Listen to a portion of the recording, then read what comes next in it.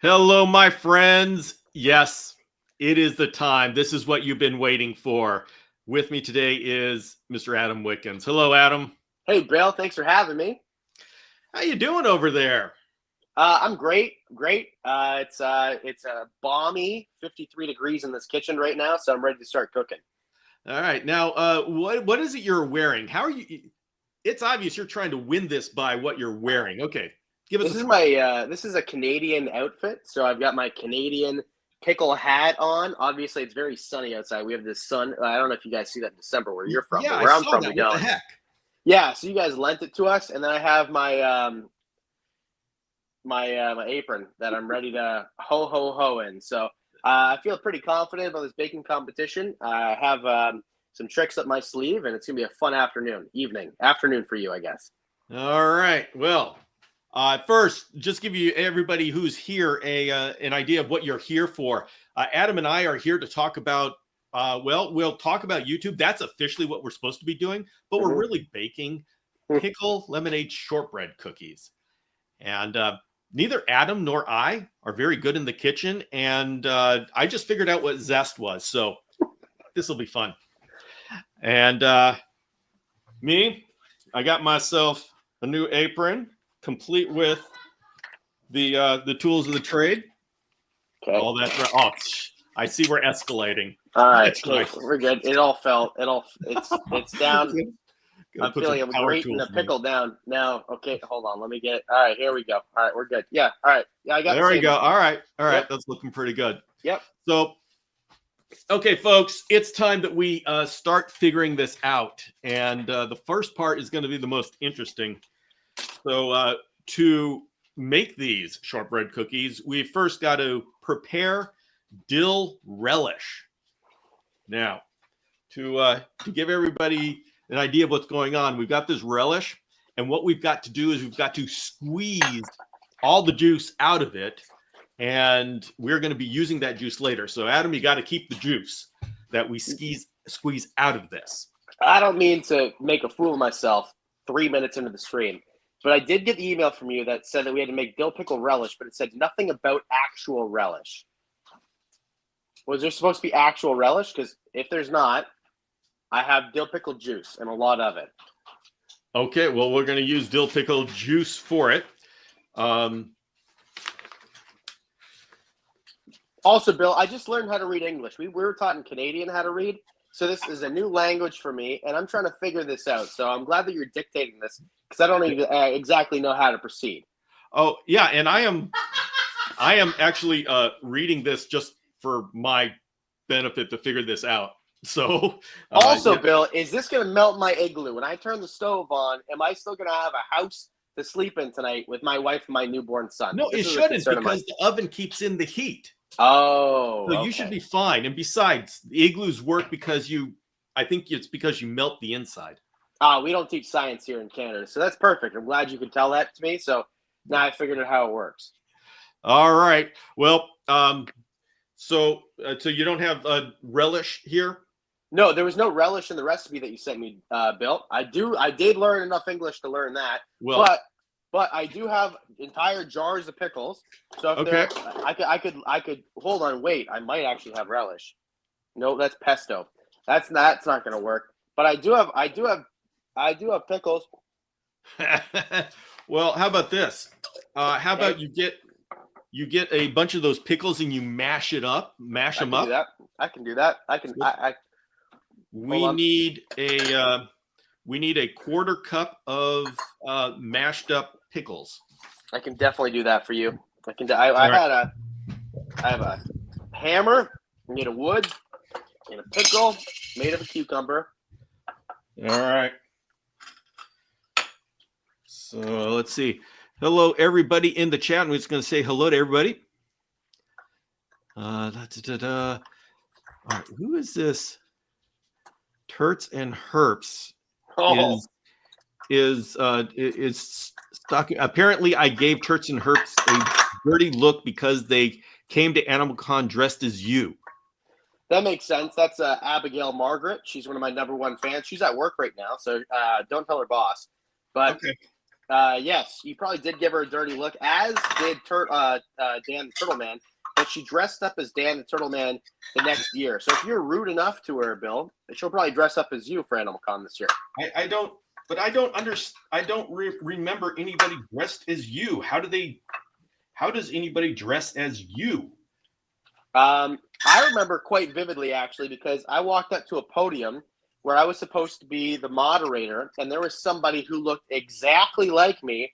And I'm like, who is this person? And it was Turts and Herps. And I was very confused who was trying to be me. I thought they were trying to, like, step on my turf, Bill. But it turned out it was just Turts and Herps. Well, this may be the reason here. I think we found the solution. I probably thought it was you. And Turts and Herps, I was probably just giving Adam a dirty look. Plus, the good news is she's 14, so she's the same height as me, naturally. Yeah, so it all worked out good. You know what else I learned, Bill, during this exercise that I've never done before? Because I've never mashed up a pickle other than in my belly. Yes.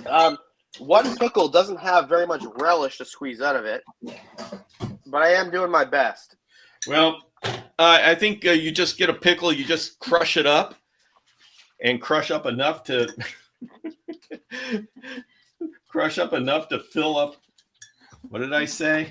A quarter cup. I feel like I'm going to be here for a bit, but okay. I'm going to do my best. I have all sorts of utensils here.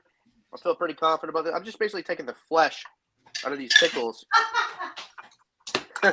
These fleshy pickles. And I'm going to eat so many pickles during this, I feel like.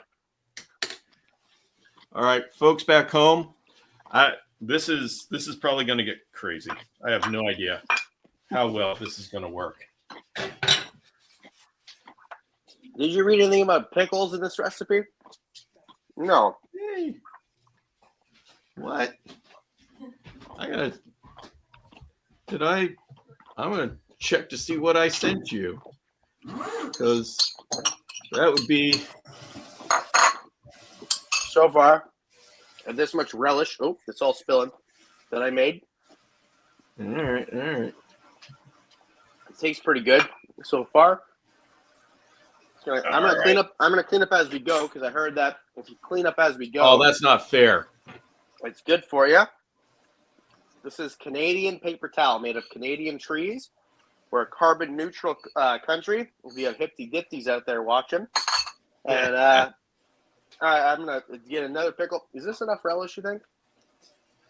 Hey, we got Annalise is here. Hello. All right. Hi, Annalise. I heard you did great. And by heard, I mean I watched the whole episode early today to see what I was getting myself into. Okay, a little bit of relish here. Hey, Annalise, how much dill pickle relish did you have to make for your recipe that your mom and her mom and her mom and her mom all back to the Neanderthals ate as a recipe or whatever it is? See, I told you I watched the whole episode. Yeah, it's pretty good. I feel like I'm eating more pickles than I'm baking here, Bill. All right. Use the back of this. Okay, all right. So I don't know if I've...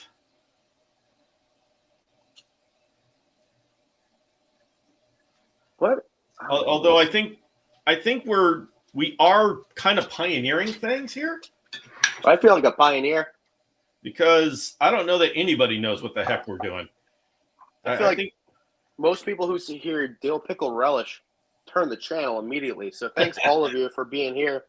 Still, do I have a mortar or a pestle mortar? Yeah, a masher. Everybody, you need to understand this is the reason why I have a new channel is because the YouTube algorithm would have no idea what to do with this at all. So it's so true though. I can't do this on my Chameleon Academy channel. Why not, Bill?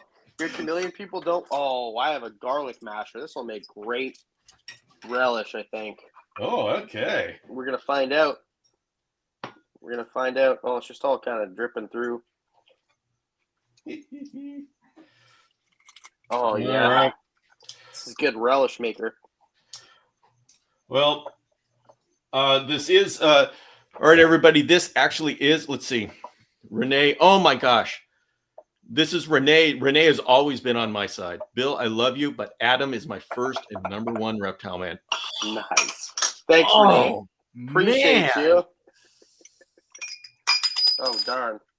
Oh gosh, golly. All right, Bill. How stringent are we being on a quarter cup here? Because I feel like we might be here for a bit, and many jars of pickles to get a cup of relish.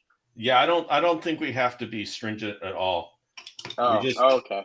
You know, I watched your earlier streams, and you were pretty adamant about the exact measurements, and there was no fun in these streams. So I wanted to make sure that I was perfect in my baking measurements. Well, I have to be a good example. Okay. Well, I feel like it's mostly juice, but there is a little bit of relish. All right. Well, you do need that juice. Well, actually, you've got all sorts of juice sitting in your pickle jar. Correct. I got a lot of juice in my belly too. So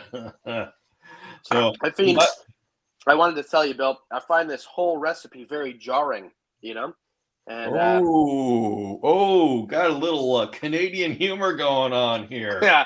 So anyway, I feel like I've got enough relish. And what was I supposed to do with the relish? As soon as you said relish, I'll be honest, I started to panic. I felt underprepared. Like I didn't get it just could be that I couldn't read. I did fail 4th grade 6 times. I'm really excited to go into 5th grade next year. It's going to be a fun time for me. I feel like the nice thing is about walking my kid to school is we go to the same classes. So we got a bunch of relish right here. I feel real confident in it. Looks pretty good. I'm going to wash my hands a bit because they smell like vinegar a bit. Yeah. Adam, I wouldn't worry about the exact things. I think we're all just kind of winging it here. Oh, you're telling me that you aren't a master baker on this bake-off there, Bill? I feel much more confident now than I did before. You watched my other ones. I did. And I know she had Foddy on, and Foddy barely speaks the language, so I feel like I'm in a good spot for this. Yeah, and we kind of figured it out as we were going along, so that's kind of the way it goes. Foddy is my favorite human being of all the human beings, I think. I'm pretty sure. He's a very genuine human who's trying his best to assimilate into North American culture. And, I feel kind of jealous because he's in the Middle East right now where it's like more than minus 16. Was that what it says?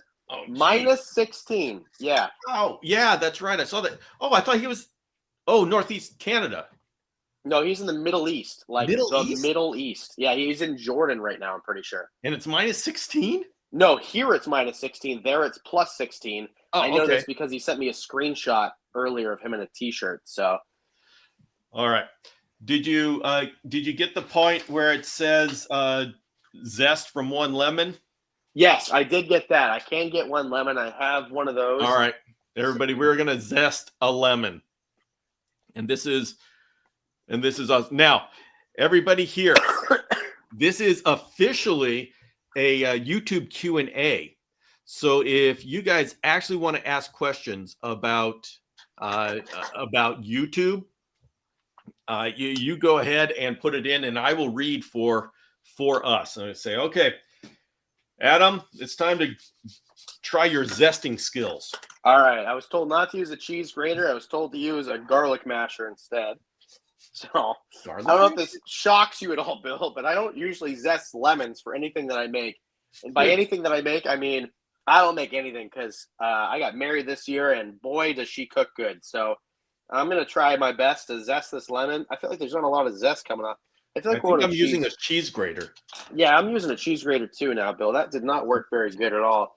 I feel like I'm going to get a lot of pulp in this. But also, I feel like I'm not zesting very well into the relish. It's just kind of going all over the counter here. That's okay. It was clean when I started, so it smells zesty in here now. I'll tell you what. Yeah, this smells fresh. Yeah, I'll tell you. This is it feels like I'm just about to eat a bunch of lemon rinds whenever I'm putting this in. I'm real nervous to taste test the end result of this because I don't know if I ever told you this, Bill, but I'm not good at this. Well, I think that's why this built up suspense over all this time really works, because they want to see us try. Wow, it What smells we like do. vinegar and lemons. So it smells like a little bit like a cleaning solvent from like Russia in the 1980s. So what do you guys think about this? Is this a good zesty lemon? I feel pretty confident about this. I feel pretty good. I think zest is supposed to look like that. Yeah, I feel like you did it better than me, Bill. But also, you're not wearing an apron that says "ho ho ho" on it. Oh, do not pull that on me, guys. You're supposed to ignore the "ho ho ho" apron. That doesn't count. I wouldn't be wearing sunglasses inside if I didn't think it'd give me an example of a winning combination over Bill Strand. Also, I feel confident that you're going to have more gastric issues than me the next month. So I feel pretty confident about this entire thing. You know what? All right. You know what? Let's explain to everybody. Adam's talking about zebu. Mm-hmm. Now, Adam, for our listeners, our watching audience, what the heck is a zebu? So a zebu looks like a cow, but it's got a big hump on its back. It's like a Quasimodo cow, but it's not even in the bovine family. And the really cool thing is, if you sit at a restaurant and you're too early, you can listen to them slaughter it before your meal, before you even eat the thing, which is fantastic. So you actually get to meet the animal, and then it has a name. So you actually get to name your dinner while it's alive. So it's a pretty cool thing about Madagascar. Also, there's no trees there. So there's that also. There's no what? Trees. I don't know, Bill, if you ever noticed it, and you're looking over the side of a mountain where there used to be a secondary rainforest or a primary rainforest, and it's just rice fields, and people are fishing tilapia out of it. So yes, that is unfortunate. Yeah, James Cross, I think you're in the audience there. James will be coming with me, and he will be experiencing zebu. Best of luck, James. I don't know if you knew this about yourself, but there is a scale on the wateriness of your feces, and you're going to be able to test that scale every day when you're there. Best of luck. Whatever the doctor tells you to take to keep your insides together, take it. I promise you it's going to be a good idea. You're not supposed to give these insights until they come back. Sorry, James. It's going to be great. It's going to be fantastic. 5-star chefs. They're going to valet your zebu right to the front there. Just pay them really good, and whatever French money it is that they have there, it's all colorful, and they don't speak the language. Tabernacle, me bello, Raymond Netway, whatever you're supposed to say when you're there. Diane taught me. Yeah, well, that's a lot of zest. I feel like I gave up a long time ago. All right, well, I'm actually I think I'm getting good at this. Oh, well, I feel like I should zest more. Kind of enjoyable, but but did you have anything else in Madagascar but zebu and fries? I was nervous because every time they're like, "Oh, we're going to have a local lunch," I'm like, "Oh, I'm gonna have bad time tonight, and we're gonna fight over the bathroom." So, but I had chicken. I had some chicken. There was a time when I realized that I was eating a chicken spleen instead of a breast. It wasn't that bad. It was fine. It was all right. Annabelle's here too. Annabelle's going as well. So best of luck, Annabelle. Yeah, best of luck to you. I looked on the menu and I picked whatever was too hot after cooking, so nobody could touch it after they cooked it. And that every single time was only zebu. I had 2 weeks worth of zebu. Well, we did go with the veterinarian who knew a lot about biology, and what he said was anything with pork in it, I wouldn't touch. So I didn't eat pork. After that night, we saw the pork freshly being transferred from a live state to dead state around the back of the restaurant. So I felt pretty good after that. I felt like I had a good time after that. I know you got not great the first evening or so, but it was fine after that. Yeah, the first, like the third evening, third evening, I don't know what hit me. Couldn't figure it out if it was a reaction to the malaria medicine or it was something that we ate, and it was pretty bad. And I didn't know how I was going to survive. And then all of a sudden, boom, it's gone. Yeah, and I was the only one there that didn't take malaria medicine because I thought, you know what would be a cool story if I got malaria. But I didn't. And also, I still got sick. So I feel like it was the zebu. All right. Wait. You said you thought it was the zebu? It must have been because I didn't take the malaria medicine like everybody else, so it had to be the zebu. Also, my lemon has no more zest to be taken from it. It looks kind of bald like me You if I don't skinned shave my that head. thing. I did. Well, I don't know if that was. Bill. I don't know if you knew this about me, but I'm not a baker. Well, you know what? I like it. So we're going to go on to our next step. I'm ready because I think we nailed this one. And we're going to combine all the dry cookie dough ingredients in a mixing bowl. Oh, good. Okay, good. All right. I got mixing bowls for. Where's the mixing bowls? Oh, my wife got everything out for me, and I forgot where it was. Okay, so all the ingredients. So that means probably the sugar, right? Yeah, it's going to be a half cup of sugar. 1/2 cup of, and this is the powdered sugar or the granulated sugar. Okay. The fact I even knew the difference should have been impressive to all of you. That's pretty good. I think the audience is impressed. I learned earlier today that icing sugar and powdered sugar are the same thing. You know what? I learned that last week with Annalise. She sent me a recipe that had icing sugar in it, and Yvette took a look at it and she said, "No, don't worry, I speak Canadian," and she knew exactly what it was. I didn't know that, and then I went to the store today, and I'm like, "Hey, darling, it must be icing sugar and powdered sugar must be the same," because I wasn't going to go blend sugar. Okay, so we have the granulated sugar. What else do we have, Bill? 1/2 cup granulated sugar, and then 2 cups of flour. 2 cups of flour. All right, I got all-purpose flour from Walmart, so I know it's good. Yeah, that's good stuff. Mm-hmm. All right, 2 cups. Of course, I'm still working on it. So 1/2 cup sugar. Oh, there's so inside of my flour was a different measuring device. It looks like it's been chewed on by a dog.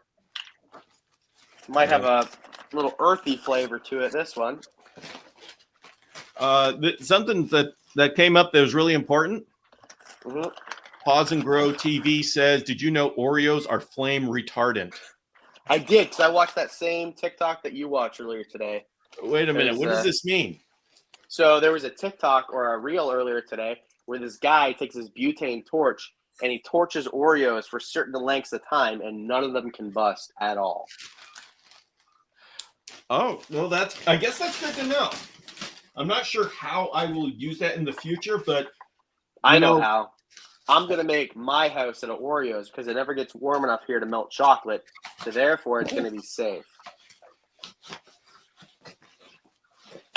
All right. Now, do you have like dill?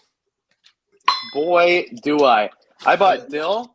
As in the dry dill. I bought freeze-dried dill for $7 today, Bill.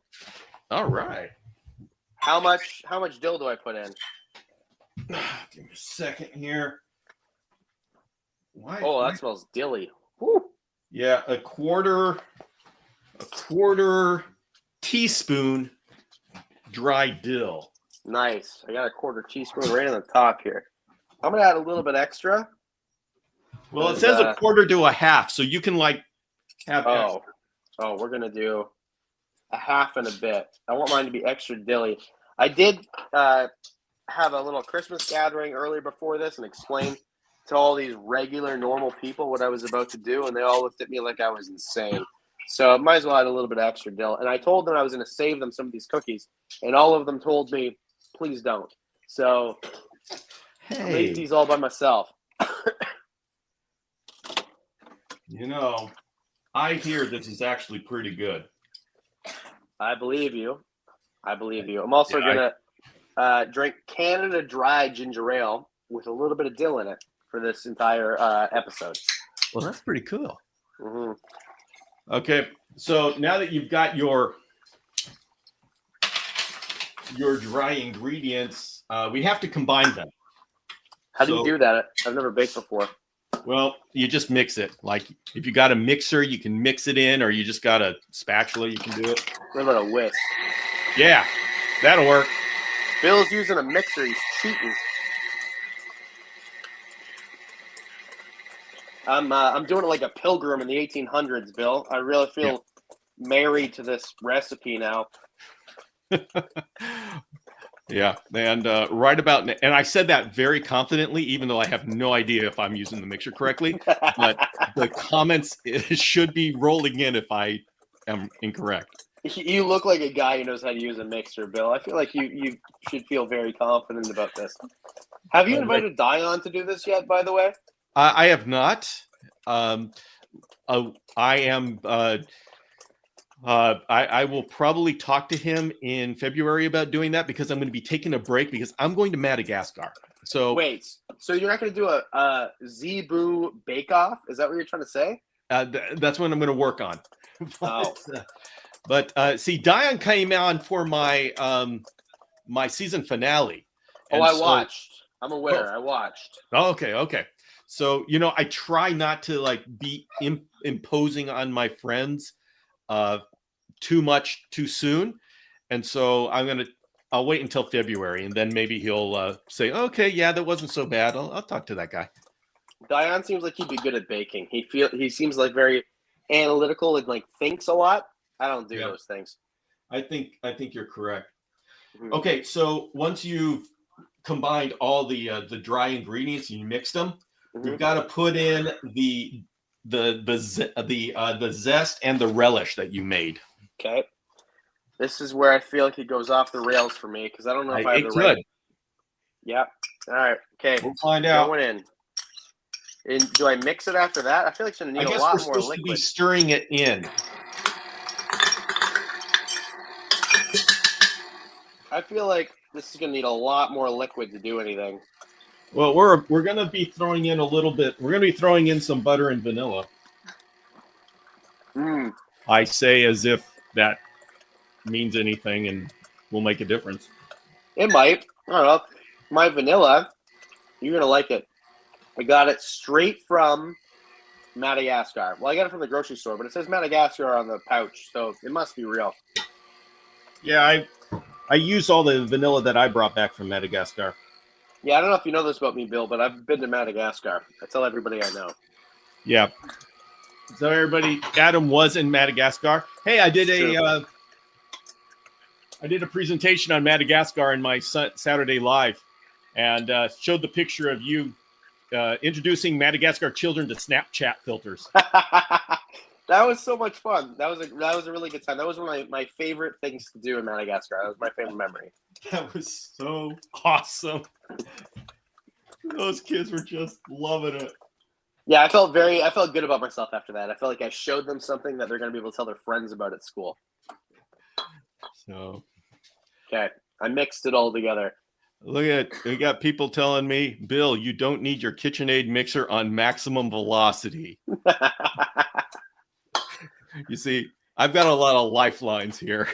Yeah, I feel like you're phoning a friend this entire episode, and I've got nothing to work on here. But I feel like also there's going to be a lot of white powder to clean. I don't feel like Tony Montana looks like he was here.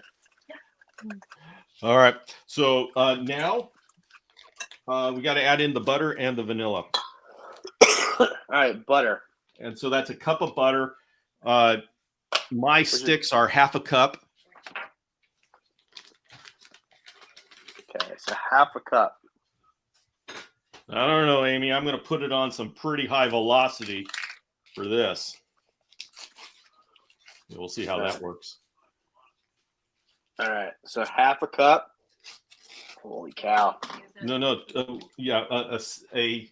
A full cup of butter, which means 2 half-cup sticks. I don't know what they got in what you have. Well, we have ours are made with Canadian cows, so I feel like it's like a little extra cold, and I feel like I should have brought up to room temperature a little bit more. So a full cup of butter. I feel like that's like a third. I'm not measuring real good. I don't know if I told you this, Bill, but I failed math like 3 times in school. Adam, let your ancestors tell you how much. I feel like, yeah. I'm sorry for all of you who have to hear me banging this bowl, but I feel like this should be enough. This is good. I do have my lovely wife Trish over here in the corner, kind of like coaching me through this and laughing at how inept I am at this. I'm so glad I married her so I don't starve to death. Adam, literally, the first time I did this, I triggered someone pretty badly in the chat. They were just pulling out their hair, figuratively speaking. Well, whoever watches me in the kitchen is going to hurt themselves pulling out their hair. I feel like that's exactly how I ended up like this, actually. Just watching Bill bake. So this is perfect, actually. So Bill, sorry, what was it? It was butter and what else? Well, a cup of butter and then a teaspoon of vanilla. Oh, Bill, you're going to love this vanilla I got. It's Watkins pure vanilla extract with Madagascar vanilla beans. Well, that's appropriate. Mm-hmm. I bought this even though it was 4 times the price of the other stuff, just to impress you. It was worth it. I'm impressed. What was the measurement, Bill? A teaspoon? A teaspoon. All right, I'm going to use a teaspoon that still has a lot of butter residue on it. Yeah. Oh. Break it open with my finger. Everything is very sanitary in this kitchen. That's like a teaspoon. I'll add a little bit more. I like vanilla. I feel like vanilla is kind of like garlic when you cook. You can kind of add as much as you like. Yeah. We got Hattie, the fatty to try it. All right. Okay. So how do I mix this? Because the butter's not quite. What's the weather like there, Bill? Is it warm enough that you don't have to put your butter under a butane torch to make it stirrable, or what? Yeah, actually it's getting kind of cold here. We're getting into the upper 40s Fahrenheit. Oh, I think that's like minus 20 Celsius. Bill, confirmed. Bill is good at math. Yeah, my heart breaks for you, Bill. I don't know how you do it. I don't know how you guys probably had to put on like a sweater or moccasins. Hey, it was cloudy here and you got sun, so that's true. We did get sun. It was minus 15 when the sun was shining, but the sun was shining. All right. Can I phone a friend for this? I might get my wife to mix this. I don't know how this works. Don't use a whisk. What do I use? A fork. A fork. Oh. All right. Okay. Well, Bill, I felt like I was going super speed. I was outpacing you, and I feel like you're closing the distance here.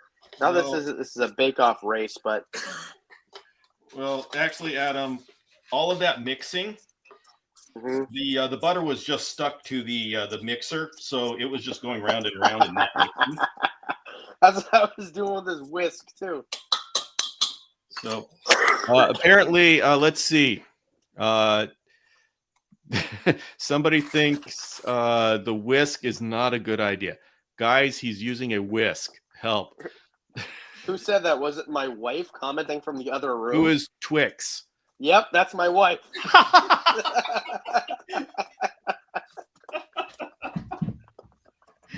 Yep, that seems about right. Oh gosh.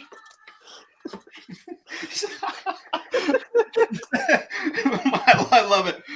My wife, when she sees me doing something unadvised, she hurries herself in here and politely redirects me. Your wife Mine doesn't. goes to the chat and trolls you. I saw her smiling from the other room. I know she was like, "You dummy." I'm just gonna comment and let Bill let you know what's going on. Bill, I don't know what I'm doing wrong, but this isn't mixing very good. It's like powder with slushy snow in it. That's what it looks like. Is this supposed to be? Yes, that's what it's supposed to be like. Oh, okay.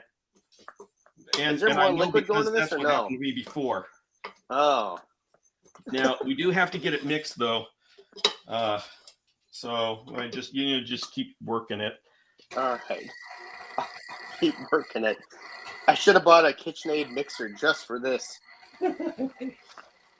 Well, I don't know. Let's see if the instructions help at all. You need to clump it together. Clump it together more? Okay. Let's see. Alicia says, hello, Adam from Ohio. What's up, Alicia from Ontario? I like Ohio people. It's cold there. You guys understand why I'm so miserable all the time. That's another one of my chameleon people. Nice. Bill, did I ever tell you that I Talking to had a you, couple not me. chameleons? What? Oh. Did I ever tell you that I had a couple chameleons? I heard you got some carpet chameleon. Well, at least Yeah, one. I got a carpet chameleon. It's dead. And then I got after that I got a veiled chameleon. Ah, yes. And that one also died. So yeah. Oh. I probably should have watched more Chameleon Academy before I got him. I'm thinking, you know, Well, they were both wild caught imports, and it wasn't good. yeah. Well, the female was obviously had a lot of eggs, and so if she didn't lay the eggs, that may have been a problem. Yeah, she didn't lay the eggs, and she didn't make it, but she was really, really pretty. And so now I'm kind of done my chameleon, thing. Like I tried it; it was pretty good. But also, I'll go to Madagascar next time I want to see chameleons. Yeah, I think somewhere along the way you asked, "What can I do that nobody else is doing?" And I was going to put in, "Say why you should get a chameleon." Yeah, I feel like no one else is doing that, and there's a good reason for it. Yeah, so you know what? Go against the whatever call it. The trend. Yeah, I'm going against the grain with the chameleon advice. My chameleon advice is if you don't watch Bill Strand's podcast religiously, just don't get one. That's my recommendation. Or have you ever watched Pet Cemetery, which is written by Stephen King? Because you're going to have one of those if you don't know what you're doing. Yeah, well, that's what I got to figure out. That's of course, my mission in life is to figure out how to make this easy for people to do. And there is a way to do it because, it's easy. How do I say it? Yeah, it gets easy when you do it right. But of course, doing it right, that's the trick. And anyway. I watched Chameleon Academy. I feel like so Bill, show me what your mixture consistency looks like. All right, so I know if I'm on the right track. And by the way, we actually have a YouTube video. Let's see. On how to make dough, because I feel like I'm not good at it. I should have watched it before this. Okay. Adam, do you have a favorite type of YouTube video to make? Yeah, my favorite YouTube video to make are the travel videos, but nobody watches them. I've got probably 8 more I could make from Madagascar that I never did because the first one didn't do well. Also, I like to make like day in the life videos. Those are my favorite because I get to go to the reptile store and talk to my friends, but people don't watch those either. You know what people like to watch on YouTube? This YouTuber talks mad crap about these other YouTubers. That's what does well on my channel. That's great. All right, Adam, this is what mine looks like. Ours is kind of this. It's pretty. Mine's a little bit. Yeah, it's good. All right. My wife says it's good.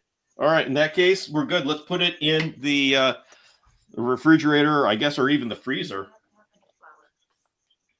What? We are going to chill it now, if you can believe that. My wife was giving me instructions from the side there. Sorry, she said you don't want any flour to be showing. You don't want any what?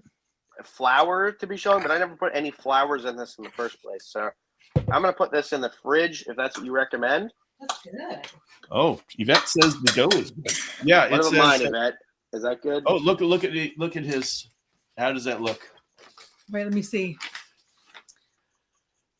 It's good. Looks good. It does. Okay. Looks pretty All right, good. you got a little bit of extra flour. Yeah, just Flip kind it. of like take your clean hands and incorporate it.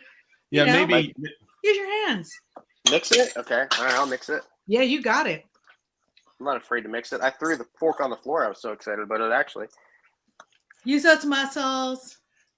Can I taste test it or is that bad? Wow, Yeah. that's actually pretty good. That was good. Yeah, it's good actually. Yeah, taste test it. What do you think?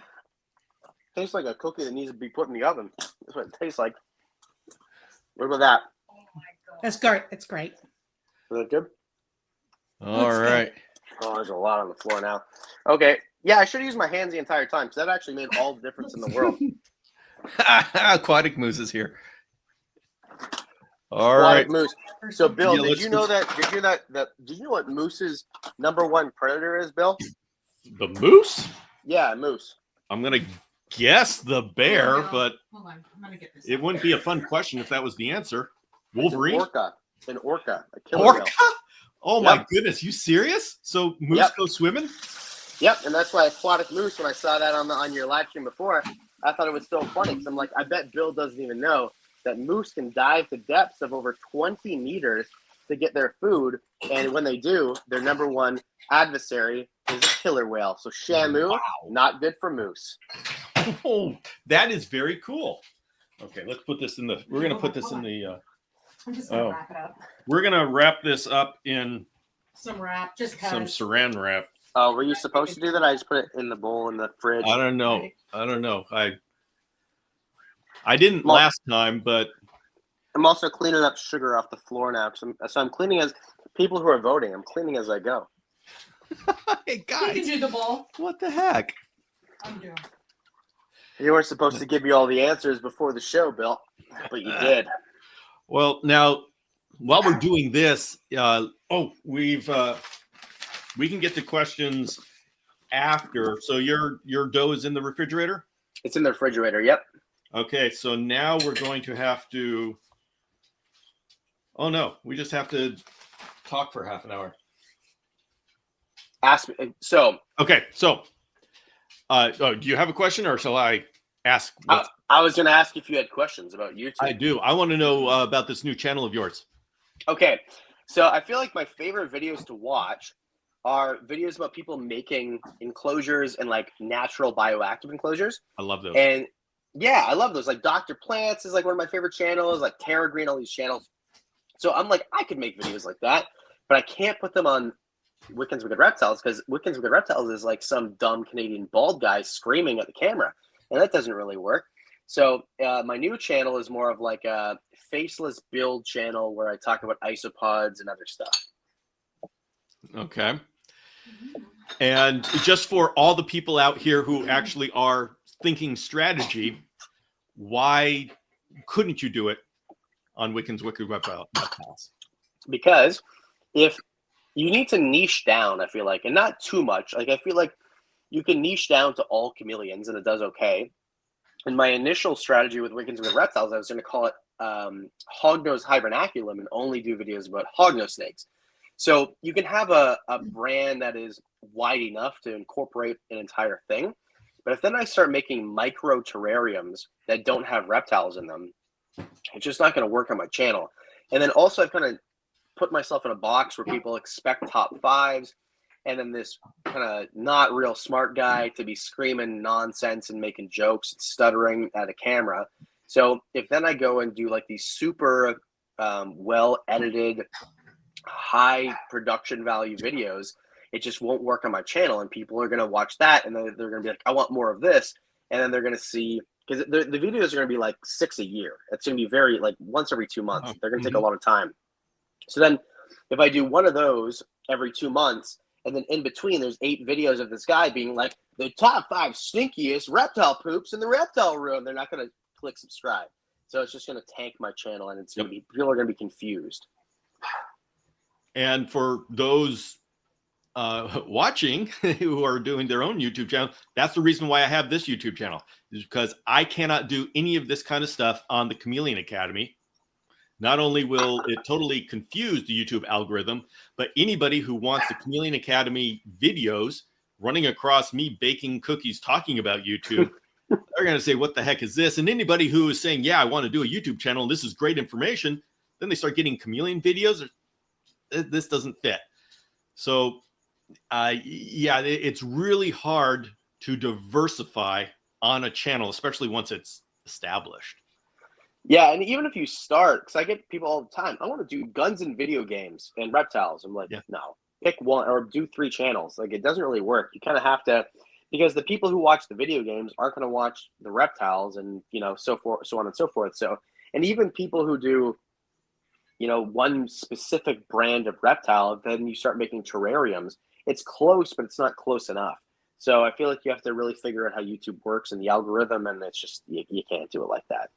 Yeah, I actually, Mikey is saying DIY, but that brings up, I started a a show with James Cross, DIY Chameleon Guys, where we actually build like chameleon cages and stuff like that and show how to do DIY things.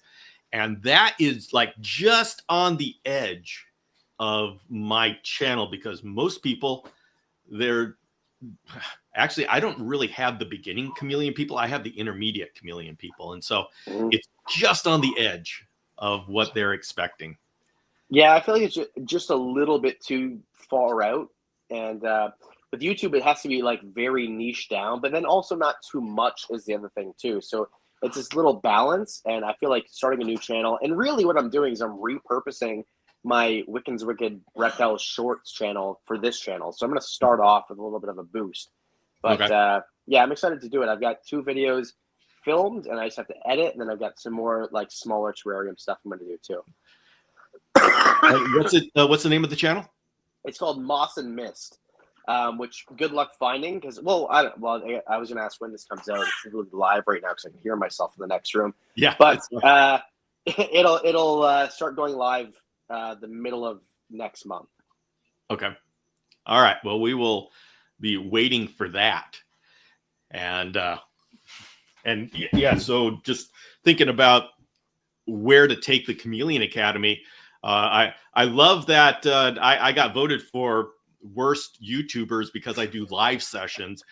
Well, that's actually going to be the focus of my channel going forward. So it's funny too, Bill, because like I had so many people.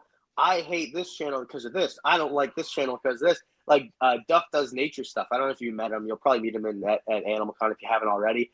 And I don't like his hair because he has a mullet and he looks like Joe Dirt. I'm like, okay, what about his content? Oh, his content is great. Like, okay. So it was just like the dumbest reasons. I don't like Ants Canada because his production value is too high and I could never replicate it. Like, okay, so you hate Michael Bay too? Like, what are we doing here? What exactly are we doing here? So anyway, Bill, you made the list. I'm very proud of you for making the list. I also made the list.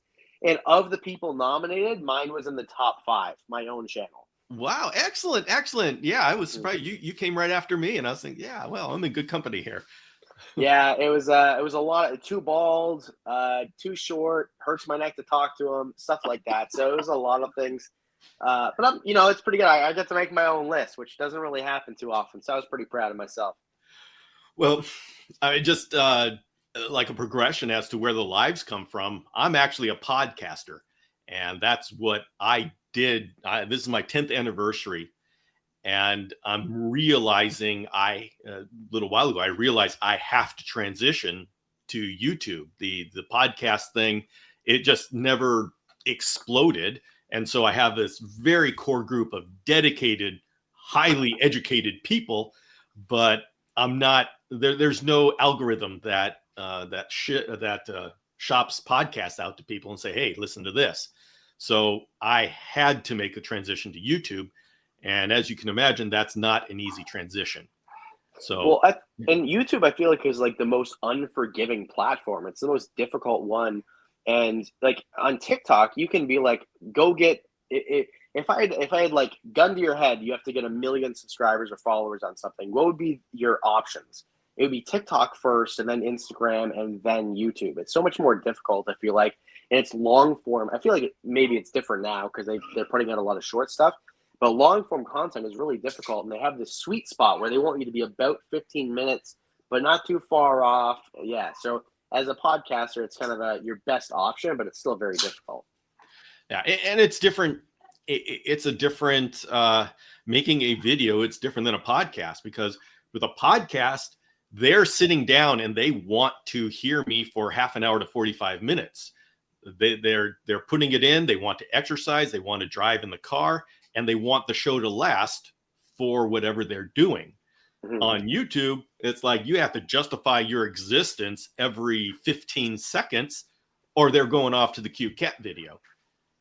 Yeah, and I think that's the difficult thing about the long form content, is because it's very much like short form content where people want it bang, bang, bang, bang, bang, but you have to do it in a 15-minute video rather than a 30-second or 1-minute video. So retention is difficult, and you have to have the click through. So you have to make your own thumbnail, and then you have to have the retention. And if you don't have both of those things, it doesn't matter. If you only have one of those things, it doesn't matter. Mm-hmm. For example, last month I did a election video where I was like very non-partisan, right? Like it wasn't like a political thing at all. It was just kind of like leopard gecko versus bearded dragon, and I did it on election night. And the thumbnail did really well. My click through was like 20%, but people Wow. started to click off. Yeah, it was crazy good.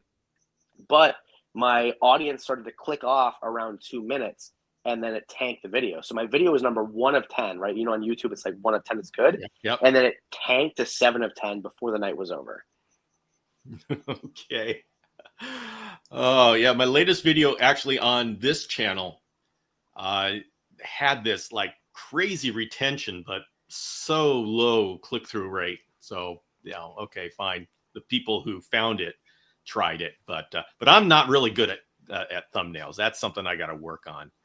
Yeah, well, that's all we have, right? Because like if you have a movie, you have, you know, all these trailers that play on other movies, and but as YouTubers, all we have is a title and a thumbnail. And if your title and thumbnail aren't good, no one's going to click on. And then if your content isn't good, they're not going to stay. And you need both of those things to kind of like marry each other and work together. And I feel like that's the really difficult thing with YouTube. Yeah, it's a difficult one. Instagram is if you're starting off with Instagram now, it is Best of luck. Forget it. Yeah. Yeah, TikTok, and even TikTok is really tough now. I think everything is saturated because everybody jumped on because they were successful. And so YouTube, Instagram, TikTok, whatever it is, it's tough. And it's difficult to cross platform too, because you look at the really big TikTok and TikTok and Instagram creators, and they probably don't have a huge YouTube following. And the bigger YouTube followings don't have the bigger Instagram and TikTok followings, because everything takes so much time, and you only have so much time if you're by yourself. So there's guys like Dion who crushed it at the Instagram because he stopped making YouTube videos for a certain amount of time. And the guys who make the YouTube videos, they like, my Instagram is like pathetic in comparison to my YouTube, because it takes a lot of time, and it's like a different skill set how to edit and make those videos. So how do you balance your outreach, your the resource of your time? How do you balance that? So my main focus is YouTube for sure.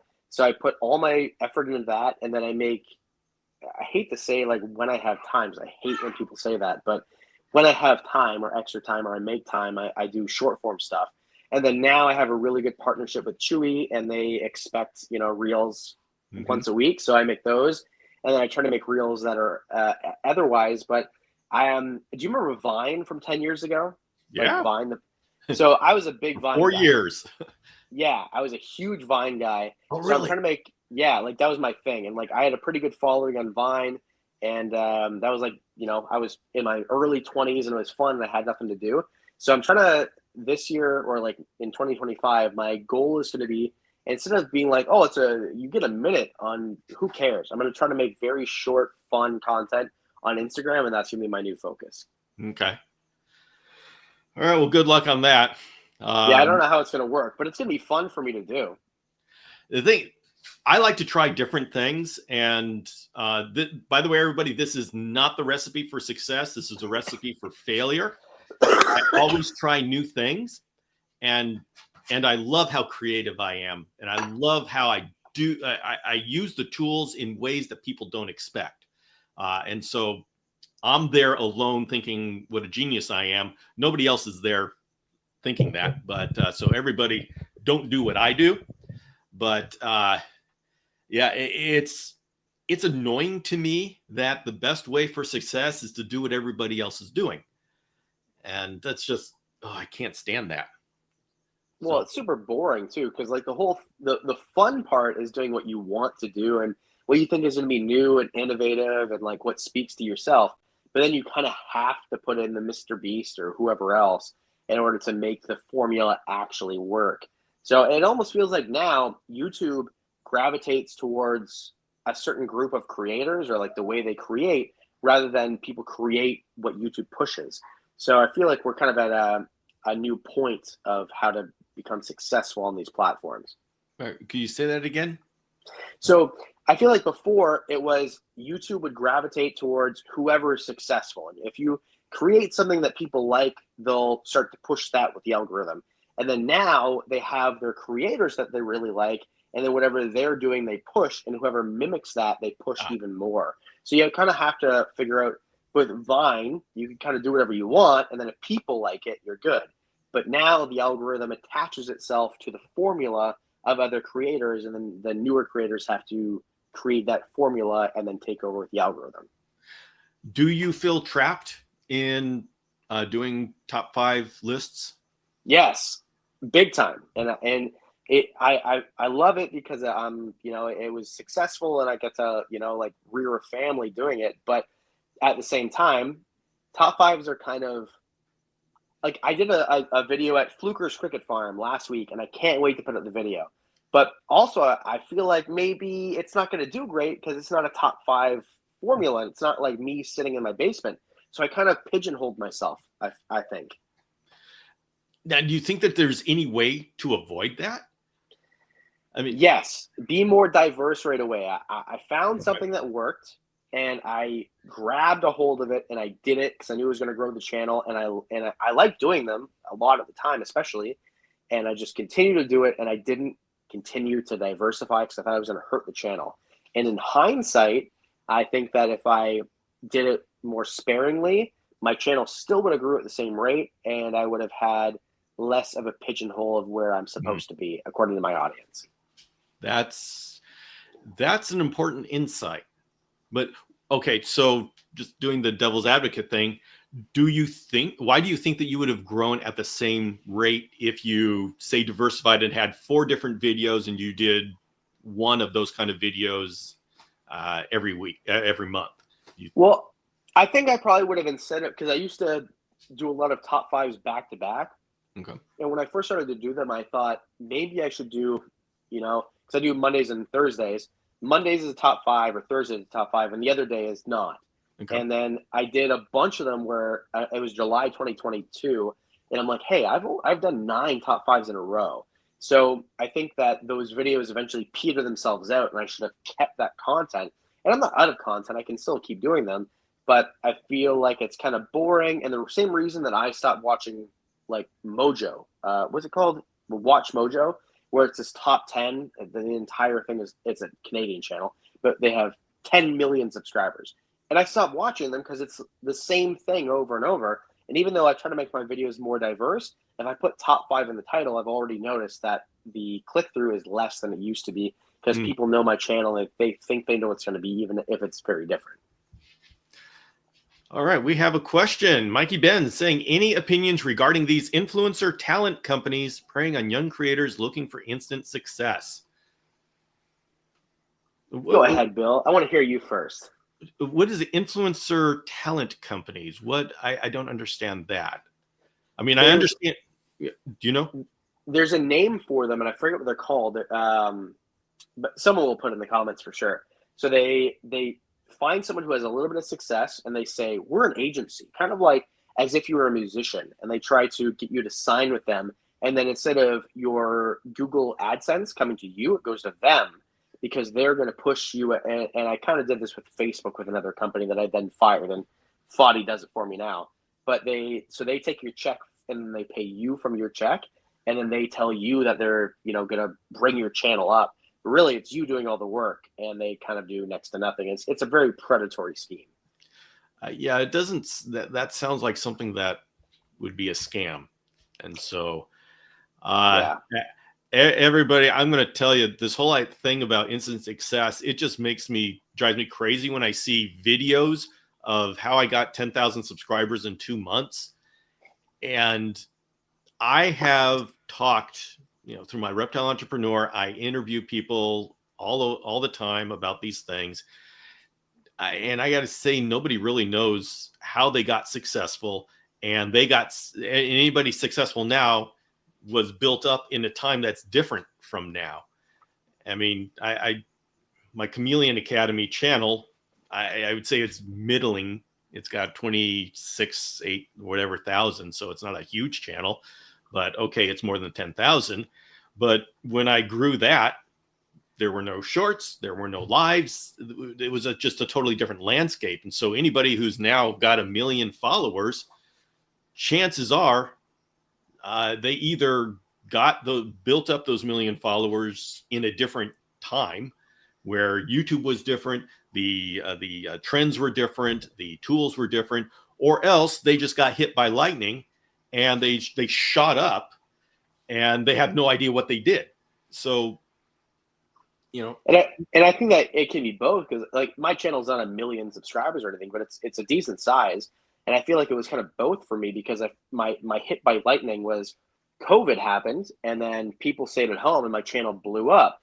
Before that, I decided to be consistent constantly, and then I just never stopped. And since 2019, I've never missed a video.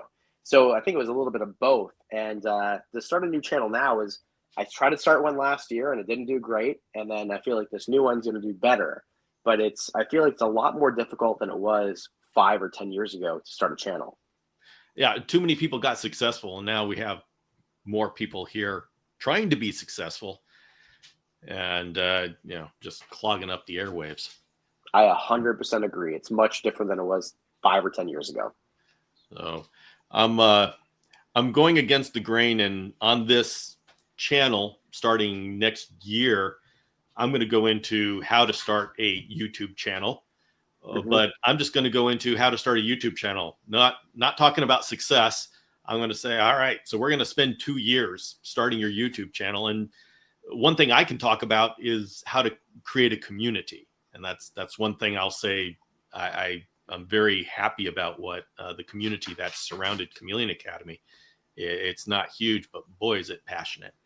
And it's incredible. I think you did a great job. And I feel like the bigger the channel is, the more difficult that is. And so you do it really well. And there's another channel called, it's Billy Rose who did it. So he's a ball python breeder. Okay. Anyway, I'm blanking on the name of his channel, but either way, there's smaller channels, and he's, I think, 50,000 or something like that, and he's been 50,000 for years. So he's not really growing.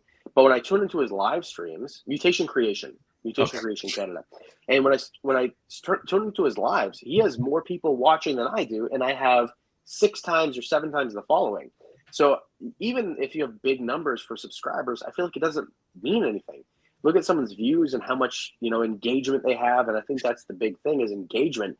And with you, Bill, is you have a very passionate fan base, and I've had many people say, well, the reason that a lot of people didn't watch all of the Madagascar videos because we all saw it through Bill. We all love Bill. We wanted to see it live, and we saw it live.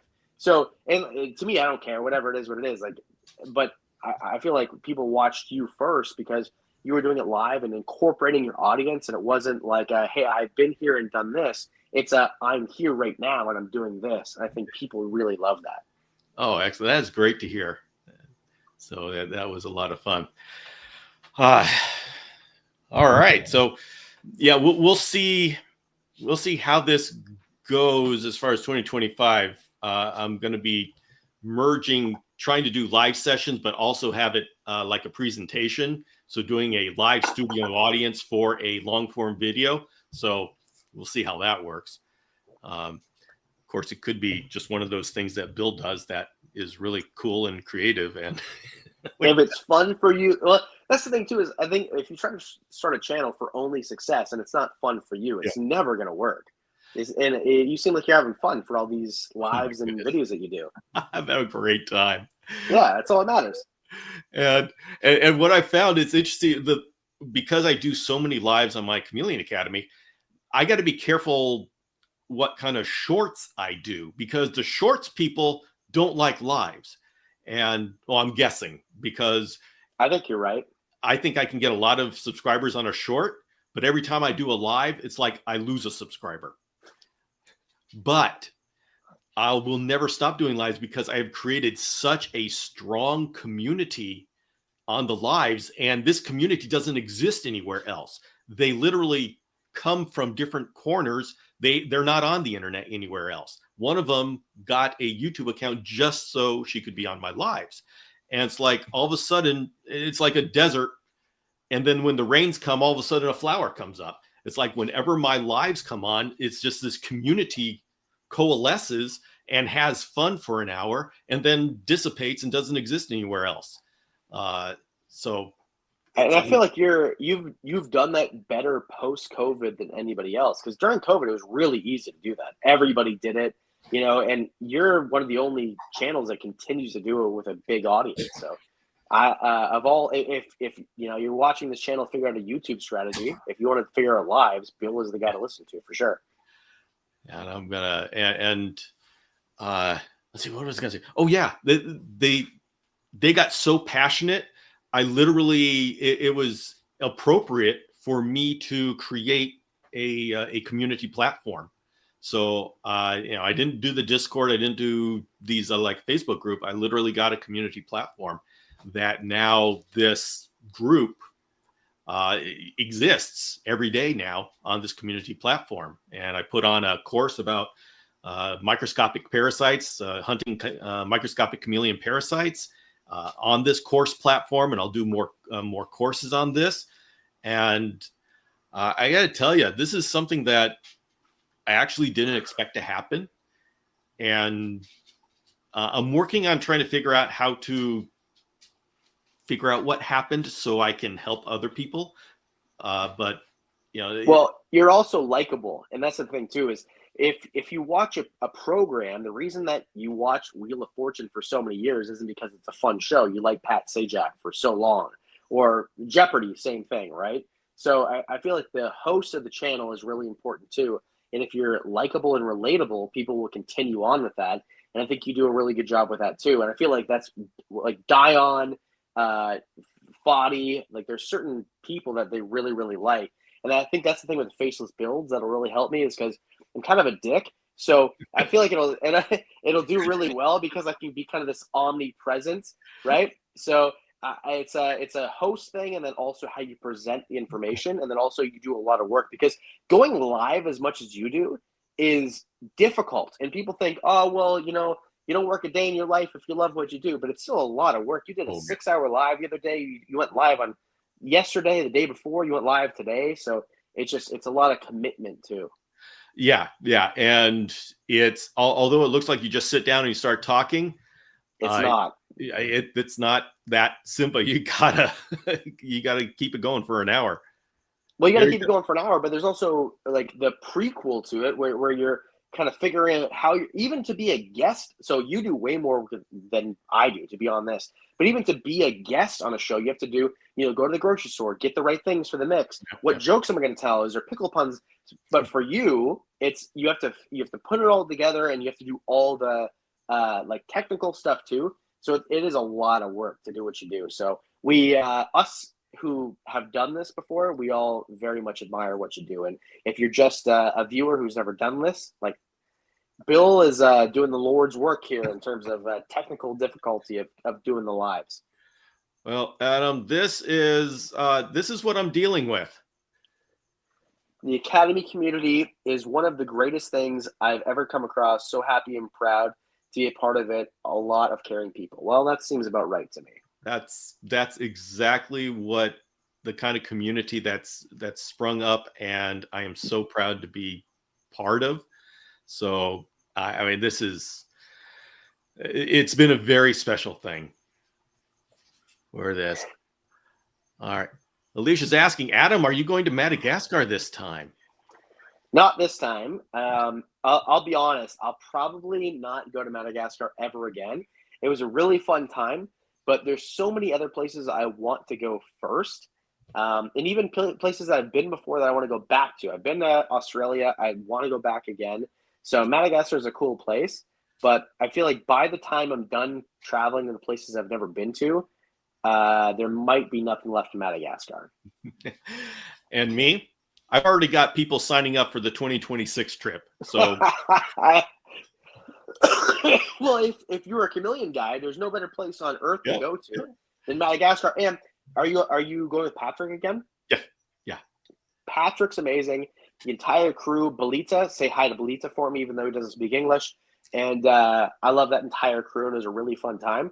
But there's just so many other places on the globe I want to hit before I go back there. Yeah. Or the chameleon people, of course, for us, it's not just sightseeing. It's all right. How does this feel? And how do we recreate this? And so we've got to much deeper thing to do there. And I'm gonna see if I can figure out if I can get enough people who are just so dedicated. I'm gonna go during the dry season, and but it's gonna be a special group of people that will go in the season where we may not see chameleons. So that may be a little bit of a challenge. Yeah, that'll be very different. I did a trip to Southeast Asia where I went to a place that was right below the equator and right above the equator. So we went to a dry season place and a wet season place in the same 2-week span. Oh, It wow. was very different. The amount of stuff you saw during the wet season in comparison to the dry season was very different. However, I enjoyed it the entire thing, and I have no complaints. And if you're a Bill Strand, hey, maybe I should go type of person, go during the dry season with Bill. You have the right guides if you go with Patrick and those guys, and you'll still find stuff, but it'll be a very different type of thing. Rather than, and as long as they don't do the Tree of Life again, I don't know how much you want to maybe reveal of Madagascar, but yeah, it'll be a much more different and detailed type of search for chameleons for sure. Yeah, well, we would make sure, of course, in Madagascar, the dry season for some areas is so traumatic it just wipes out all the life, and in other areas it just means it doesn't rain as much. Mm-hmm. And so we would include both of those sections. So on one side we'd be like digging in the ground, overturning rocks to see if we could find a chameleon protecting itself, and then put the rock back on so it can live, but trying to survive the dry season. And then on the other side, it'll be just, okay, there's the Parsons chameleon sitting on that branch, and he's been there for the last month. So, yeah, and seeing a Parsons chameleon in the wild is the coolest thing. Like I watched that video of Mike seeing a Parsons chameleon, I don't know how many times, because he's freaking out like he just won the lottery. And then he shows me this, and I didn't know what a Parsons chameleon looked like before I showed up there. I couldn't even believe what I was looking at. So it was a crazy experience. yeah. All right, Adam. It's about time that we get that dough out of the refrigerator. I'm ready. Right. I only have like 7 jars of pickles in here, so it's going to be not very impressive in this fridge. So I'll just grab it out here. Wow, that's a firmed up dough. Yeah, well, it's supposed to do this so it sticks. We're going to be putting sugar on it. So, Is this okay. powder sugar or granulated sugar? Well, I'll let you know as soon as I figure this out. So, all right. So we need to preheat the oven to 375. Can do.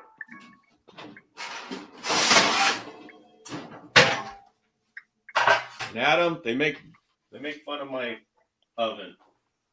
What's wrong with your oven, Bill? It's a little convection oven. Oh, whatever. It's back there. It's kind of cute. Okay.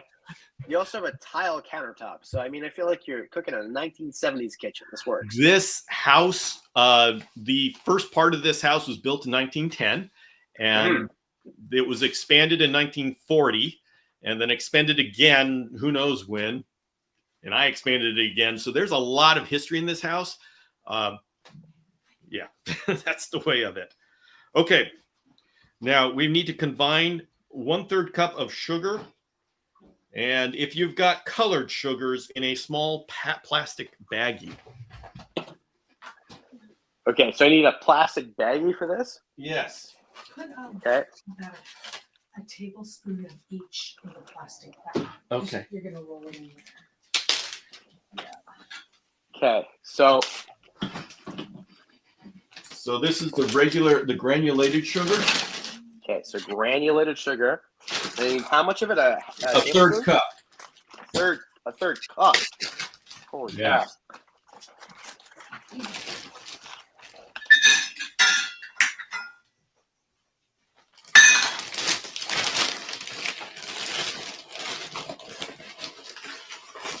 All right.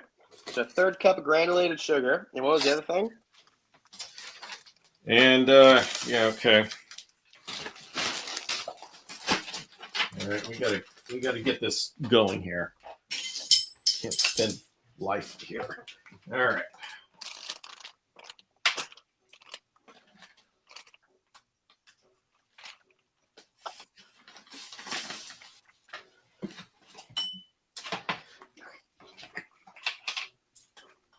I got my granulated sugar in a bag. Yeah. Now we've got to roll the dough into 1-inch balls and put it in the sugar. So, should I spread the sugar out on the cutting board or? No, what we're going to do is we're going to roll the dough into 1-inch balls and put it in here, and we're going to shake it so it coats it. Oh, gotcha. Now, would it be ridiculous if I took this dough and I rolled it out with a dill pickle? Oh, I think you can do whatever you want to. Okay, so I'm glad you said that. So we're going to take this dough, and then we're going to take a pickle. And we're going to roll the dough out with the dill pickle. That's accurate. I feel like, what? Let's see. Bob is asking, what part of Madagascar are you flying into? Bob, there's only one airport in Madagascar that you can fly into, Antananarivo. So it makes it easy. All right, 1-inch balls. Yeah, 1-inch balls. I feel like I did a good job with this dough. Is this good? Smaller?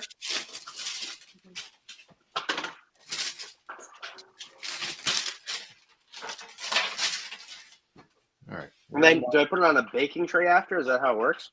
Yeah, you put some parchment paper on the baking tray.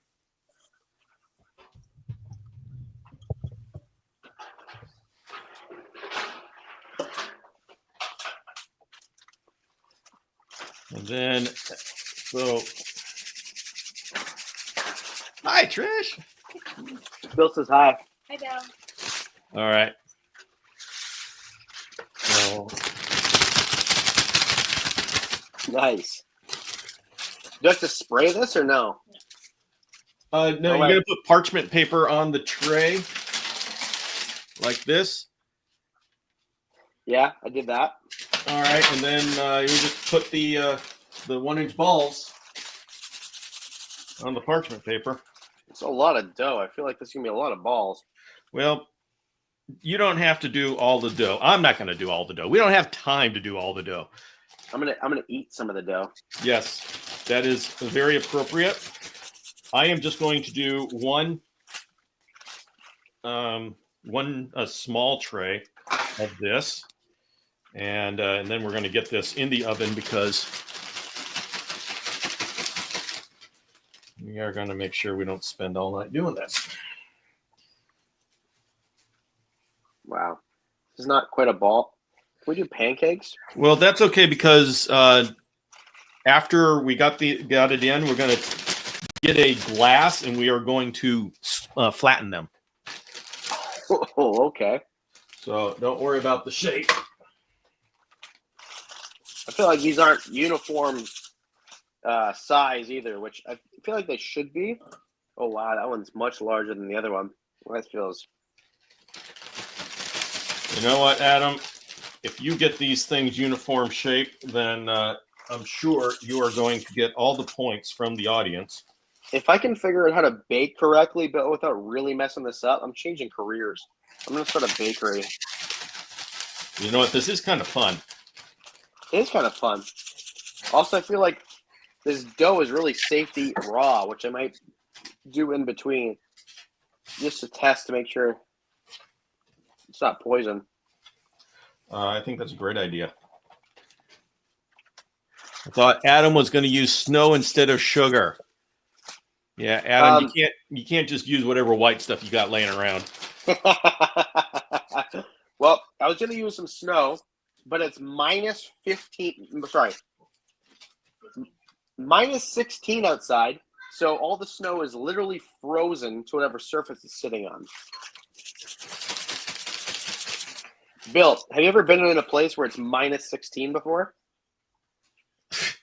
That doesn't exist. Man, it's you're right. It doesn't exist. Bill, are you going to any California expos this year?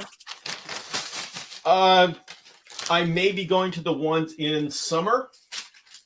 The LA Pet Fair in June? Yeah, something like that.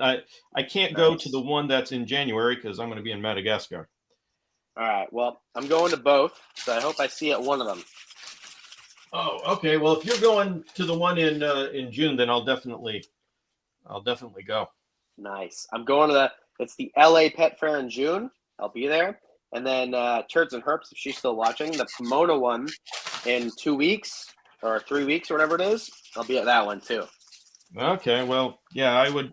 Yvette will be going to that one to get me some isopods. Nice. I'll be there because Chewy wants me to be there, but it'll be fun. It'll be a good time, and I haven't been to California since I was a little kid. So, actually, I went to California once with Dave, and I was nervous the entire time. Okay.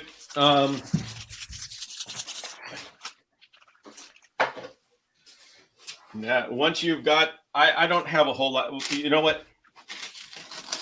I'm gonna make 2 more balls. I'm gonna make them bigger than the other ones, just for fun. Yeah. Well, mine Wow. have grown. Bill, you got a baking puberty going on there because those are much like this is a pretty big ball actually. I'm gonna make 1 more regular size ball. They grew. And then you got to flatten them out with a glass. Mm. And then after that we're going to put them in the oven, and then we got 15 minutes to make the icing. Okay. I feel confident about this. All right, minus 16. That's disgusting. Every time I come over here, I can see it. All right. Oh, Trish got me 2 different glasses. This one has. Okay, let's let the chat decide. Flat glass bottom, Yeah. or serrated glass bottom, and also I Serrated? can't see. It's like bumpy. Well, I think you should do serrated because everybody would expects you to use flat glass bottom. Okay, that's fair. Okay, so they all stick to the glass though, Bill. All right, okay, that one worked. All right. Hey, everybody, those are pickle lemonade shortbread cookies. Yay! I feel like these are going to be much better tasting than I first anticipated. I would love to see if anyone's actually baking along. That's what we should do. You know what? People request that I put the recipes in the description. So I don't know. Has anybody actually made the cookies that I made? Because these are actually like when you posted the picture of the final product, it didn't look nearly as appetizing as just the dough. Honestly, this looks like it would be pretty good. I'm looking at these and thinking, wow, they're Also, Bill, I'm confident the next time I'll bake after this is if you ever have me on the show again, even if that's in 25 years, it'll be the next time I bake ever again. I don't bake. Oh, well, yeah. All right, I got them all flattened out.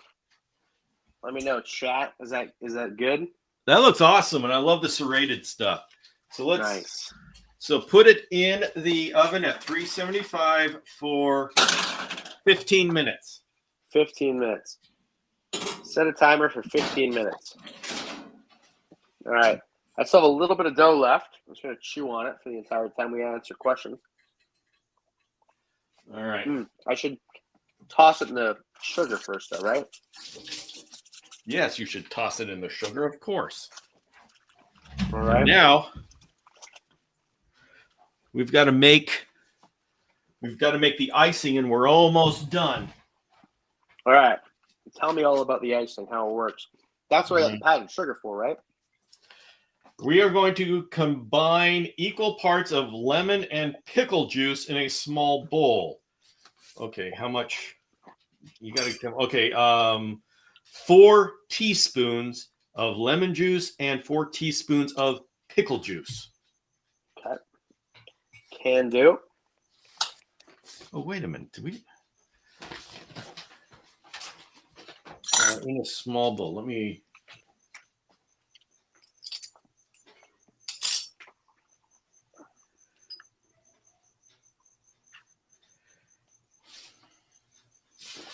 Oh, hungry. I'm figuring this out. There we go. I just accidentally put a whole teaspoon of butter in my mouth. That was disgusting. All right. Okay. Well, What you looking for, hon? the lemon juice. I did not. Oh, here's some right here. I got some right here. I got a backup. Oh, thank you. Let me squeeze my practice lemon. So let's see. I need 4 teaspoons of this stuff. Uh-oh. All right, everybody. We're getting to the end here. Am I supposed to put the seeds in? I'm going to do it. I don't think so. Oh, Bill, you don't know. I'm going to put it in for extra flavor. So, okay, I did 4 teaspoons of that. And then I need 4 teaspoons of Not yet. Lemon pickle juice. Okay.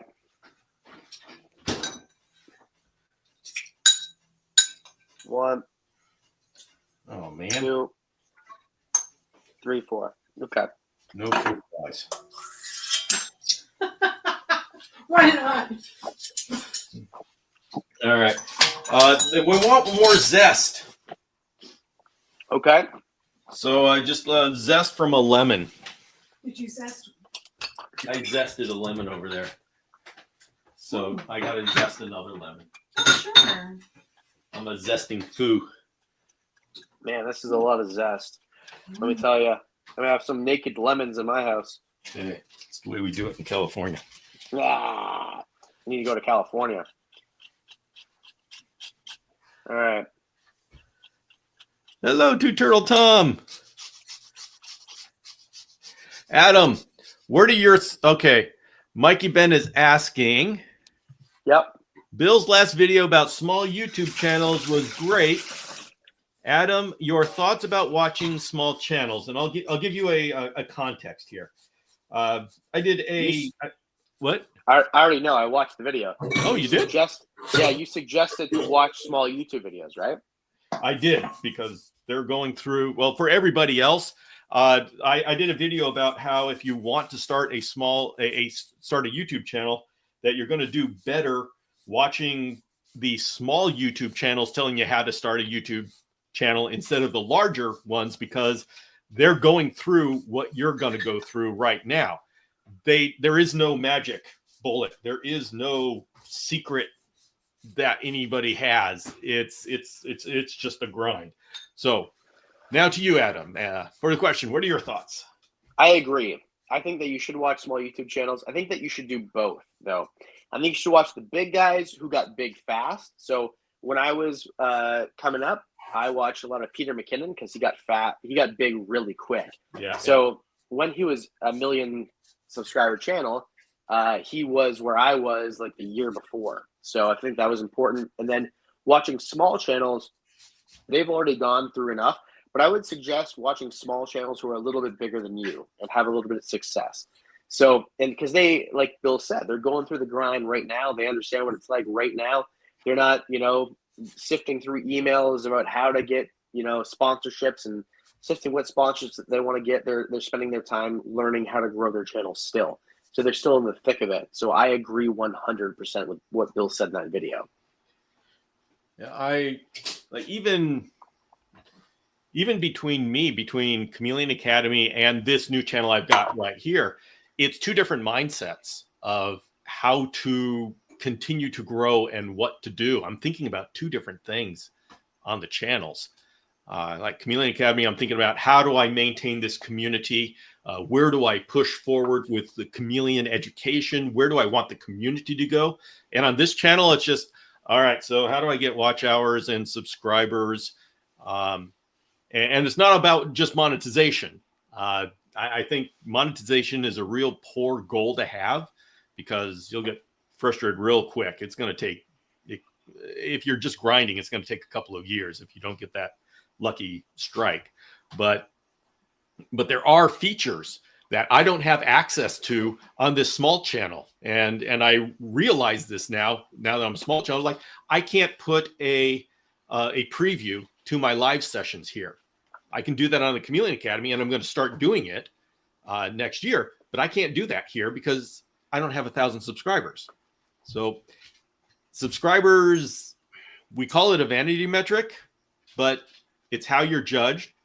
It opens the door for opportunities. You don't get a silver button from YouTube plaque for anything else other than subscribers. And like your subscriber number is the one metric that follows you around whenever your name comes up on YouTube. So yeah, the fact is you got to care about it. Yeah, it's a vanity metric, and a lot of the time people, put a lot of weight into it. When really the important thing is engagement. When you post a video, do people care that you posted? Do they comment on it? Do they like it? But at the same time, the basic thing is the amount of subscribers you have is how many people are going to get pushed that notification right away. And also, if you have 100,000 subscribers, you're a silver play button guy. If you have a million, you're a gold play button guy. So people care about that, and then brands care about that too. So if your idea is to work with brands and make this your livelihood, then your subscribership does matter. But I would say that there's a lot of channels who have 300,000 subscribers who don't get as much engagement as a 100,000 subscriber or even a 50,000 subscriber channel. So that would be my main goal, is to make sure that I have a community like Bill does and have a subscribership that actually cares about what I'm doing. Yeah, and I will, just an insight, I have really doubled down on community, and at some times that comes at a cost. I do things that don't bring me subscribers, and ideally whatever you do brings in subscribers, watch hours, and builds community. But in reality, it's really hard to get that unicorn of an outreach that you get all three. So I agree. By the way, 1 cup of icing sugar. 1 cup of, and that goes in this mixture, right? Yes. All right. So icing sugar. I gotta cut this open, which means I need scissors, and that's a half a cup. I need a full cup.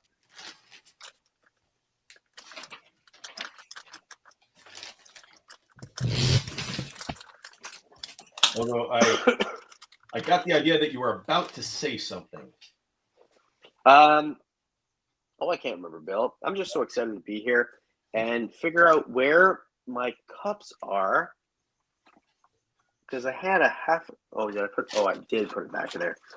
Okay, so you said 1 cup. It says 1 cup. That is okay. Yeah. That's kind of like what you do for. I'm gonna need a bigger bowl. Oops. 1 cup. You are able to stir in a few grains of green sugar if you have it. Okay. So few. Okay, granulated, and then this stuff. And then you just mix this thing up. Best of freaking luck. All right, where did I put my? All right, getting a new one. I always made fun of people on the baking channel, the cooking channel, and they're baking for using 400 bowls and utensils. I'm like, who cleans up after them? But I see why now. Wow, this is going to be... And you're supposed to just use a fork for this, eh? Well, I'm using, I don't know, whatever this is. Is this a spatula? Yep, I think so. It's a platypus tail. A platypus. It's funny because my entire life, I thought a spatula was... Here, I'll show you what I thought a spatula was. No, the spatula, you're right. This isn't a spatula. What is this? I thought this was a spatula my entire life. That is. So okay, so I was right. Okay. What is this? I don't know, like a flipper thing. I don't know. Okay. You know what's funny? Because I would have used way more liquid than this, and this is actually going to be fine for an icing. It's just going to take a lot of, mixing around here. Mine is slowly coming too. Yeah, mine too. This is turning out much better than I thought it was going to turn out. This is kind of wow. I'm Bill, whoever's created baking is much smarter than whoever created cooking, because I like cooking. I can cook because you can be creative. Like scraper spatula. Yvette's calling this a scraper spatula. My Okay. platypus tail. You know what? Platypus tail is way better. But yes. Amy says, Bill, it is called a rubber scraper. Works Wayne for Abidi me. says scraper spatula and flipper spatula. I guess, okay, they're subspecies. Okay, so, all right, I feel much better about myself then, thinking that I was wrong about a spatula my entire life. You know what, Bill? This actually, anyway, my point was, whoever created baking is much smarter because I would have put way more liquid in this right to start. I wouldn't think that was enough liquid at all. They figured this out. So let's see. We've got some. Just Aquatic Moose says, just knowing your goals is worth its weight in gold. Yes, having. You can try it. What's that dark one? That dark thing. Oh, it's a pickle. Hey, it's Sorry. a pickle thing. Let's see. Ray Tripp says, I just watched Wickens video that mentioned Bill had a new channel on YouTube. Recommended this live after I finished watching that episode. I agree. A lot of long live streams. Yes, Ray.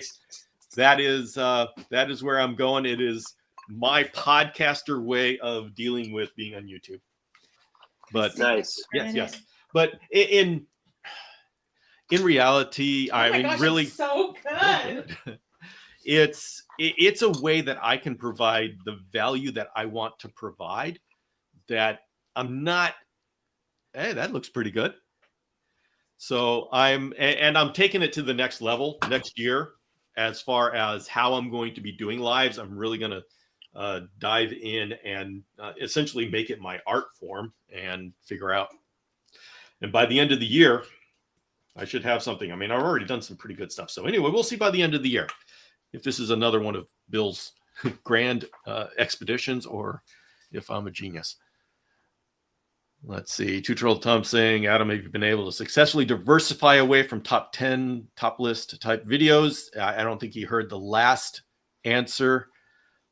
Well, I think it's a different question. Like I have sort of, but I feel like people still depend on the top list. So I'm trying to diversify away, and I'm still going to continue to diversify away on the Wickens and Good Reptiles channel.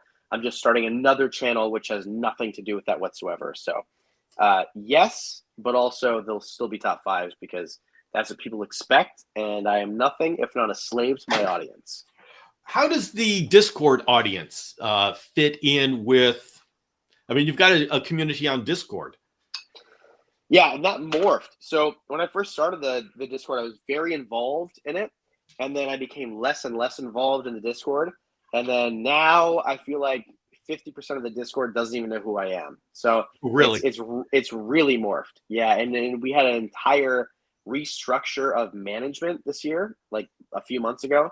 So I'm glad that I did it, but it's not what it used to be for sure. And now it's just kind of like a reptile talk Discord than a Wickens with the Reptiles Discord. Okay. Which is fine.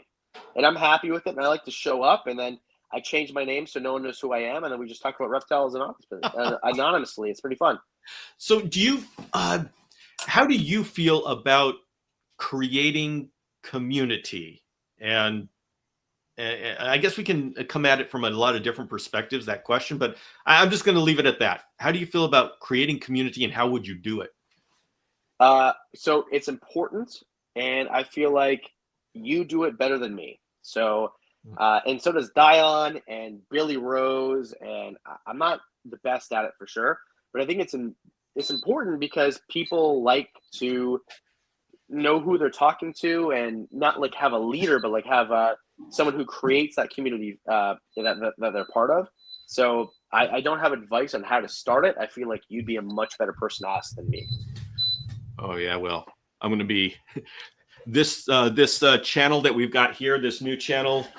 I'm going to be talking about creating community all next year. It's going to be a lot about talking about community, and part of that is me figuring it out. Yes, let's go get these cookies out. Oh wow, these are woo! They smell Look like at a these. cookie now. All right, mine are. I didn't make mine uniform, so some of them are cookies and some of them are still dough. But here's what I'll do. I'm gonna scrape some out that are cookies-ish. And then I'm going to put the rest in the back in the oven for a bit. Okay. I need a plate. You know, it's so funny. I always looked at those like kitchens on the Food Network and how they make them work. And now I understand why they put so much research and development into how those work, because all my stuff is basically everywhere. Bill, how do yours feel? Mine feel like they could be in the oven for longer. They're a little bit see, the thing is sometimes when they come out they need to they harden Cool. up once they come out. All So right. let's see.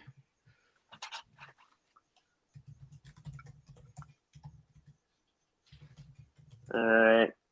Like that one. And then, okay, I'm going to be a rebel here. So I took 5 out. Okay. I'm going to follow the instructions. And then the other ones. So at Okay, least we have a Yvette is sample. going to come out and let me know. Or are they? Oh, yeah. Trish is like, Yeah, put them in for. I'm going to clean as I go was out the window really quick. Put them in for like a minute. Oh, sorry. We got to Okay. turn the oven on. All right. Yep. Like Where is 2 my minutes. wife? I need help. It's probably feeding a baby. All right. But this icing does look really good. So, Bill, am I supposed to ice them right away or wait? You got to wait until they cool a little bit. Oh, okay. So I gotta put them in for another minute. 2 minutes. 2 minutes. So I took a few out. And wow, they're still pretty doughy, but the rest I put back in. So we'll do like a little control group. Also, I don't want to clean as I go because I don't know what I'm going to need again because I didn't read through this entire recipe.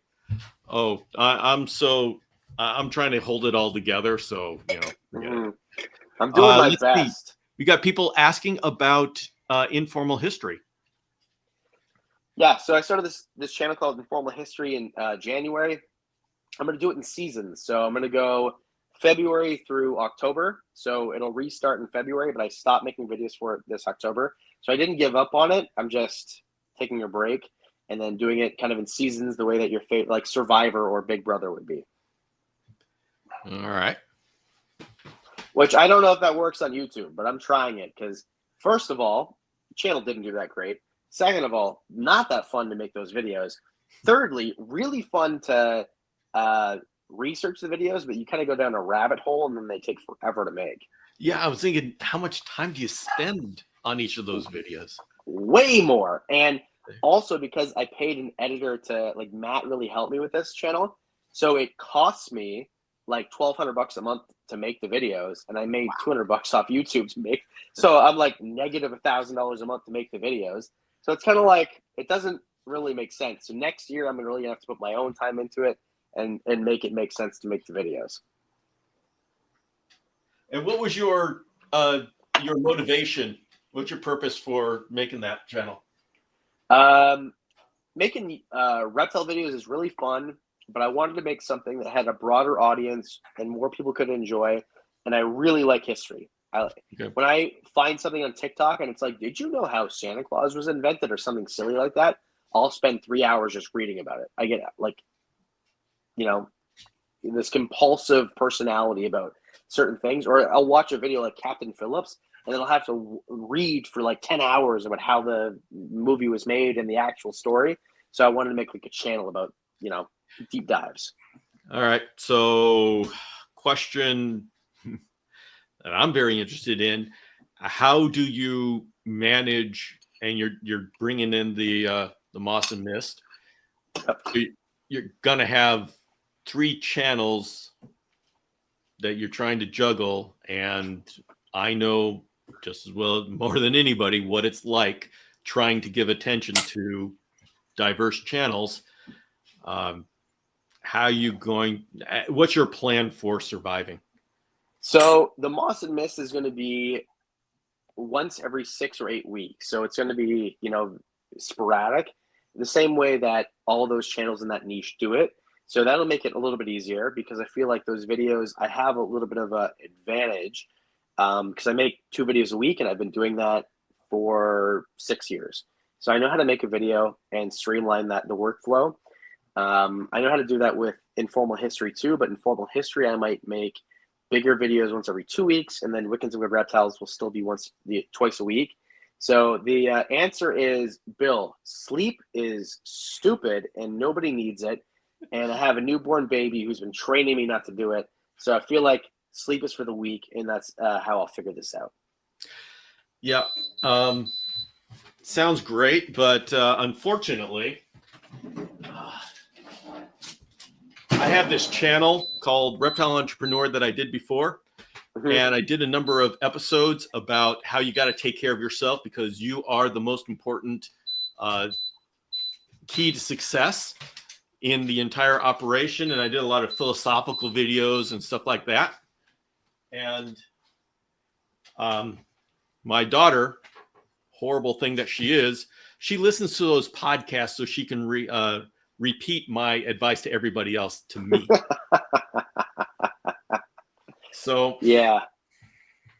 So I've got to work. I also feel like I'm not even old yet, or like whatever old is, right? I feel like that happens to different people at different times. But I also feel like already I kind of need more sleep than I used to need. But what happened? I'm not getting them yet. They're not done. But I don't do it a lot. I get up and I work until I go to bed, and then that's when work is done. Yeah, well, thing is, I'm not recommending that, by the way. It's not healthy. But sometimes I take a break and hold my kid, and we watch House is what we've been watching lately. So spend time with your loved ones. But where you're not doing that, spend time on whatever it is that you want to do. And if it feels like work, then maybe you should try to revamp the way that you're doing things. Because sometimes when I'm editing videos, it doesn't feel like a lot like work. It feels like this is really fun. I'm glad I get to do this. I've got the problem that I love doing Chameleon Academy so much. I love doing videos, podcasts, website, newsletters, and it is just so fun for me, and it is fulfilling for me that I don't want to sleep. And yeah, I feel like that a lot too. Well, that's the hard part, right? Is because you keep going because it's fun and fulfilling, and then eventually you're like, oh, I'm a zombie now. I'm not even a human anymore. Yep, that's it. And yeah, I all of a sudden my brain stops and it says, "You're done. You've had enough." And what's really funny is, hey, Blaze, that's enough. Is that community that I talked about on my live sessions? They have gotten to know me so well that they can see when I'm getting burned out. And all of a sudden I'll get people on there saying, hey, Bill, you need some sleep. Hey, Bill, you need to slow down a bit. So that's what you get when you have the last few months I've had more comments. You look tired. And then I've had a few, you look like you're getting fat, which is really nice to see. So it's like, maybe I should take a little bit of a break, but also, I don't know, there's a baby screaming for most of the night now. So it's a new thing. So Bill, let me ask, am I supposed to put the icing on the cookies that have cooled so far? Yes. You got to wait till they cool, but then you get the icing. Because if they're too hot, then the icing will just like melt and just roll off. And okay, so I have my first batch, which I think are not great. The second batch I feel like are much better. All right. Bill, I thought this was a silly recipe when you sent it to me, but I feel like this is going to taste a lot better than I think most people think they're going to taste. Oh, I can't wait to try this. We've got...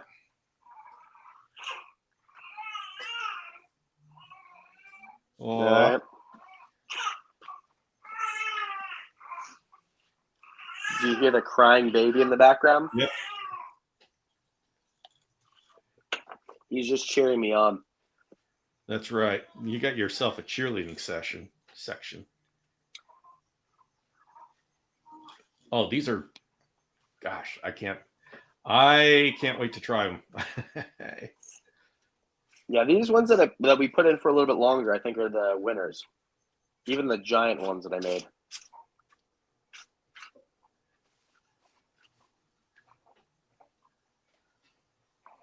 All right, and because I still have interest in winning, let's clear a little bit of this and kind of clean as we go here. That's what you said, right, Bill? People like that. Apparently, My the wife's a thing big is, fan. I think they change what they like every single time because I've lost for different reasons every time. Well, I got a cheat code right here. So, Oh my goodness! Oh, this is not fair. so we're What gonna the have heck? all right, Megatron. So this is called the lemon, and we're gonna squeeze it a little bit of the zest or squeeziness on here. All right, they're gonna have a little squeeze, and then if you hold the spatula, someone will screenshot it and think it's super cute. There you go. All right. Okay. You talking? So are we allowed to put the icing on yet, or should we let them cool? As soon as, in fact, I'm not even waiting till it's cool. I'm just putting it on, and yeah, it's rolling off, but some of it stays on. Oh, But I wanna be able to taste these in front of everybody. all right. Well, as long as some of it stays on, Yeah, that's all that matters. Right. Yeah. I didn't mix all this sugar together for no reason, you know. That's right. All right. I don't know if this is going to give me extra points or someone's going to call Child Protective Services because I have my child so close to an oven. But that's fine. Bill. I'm being supervised.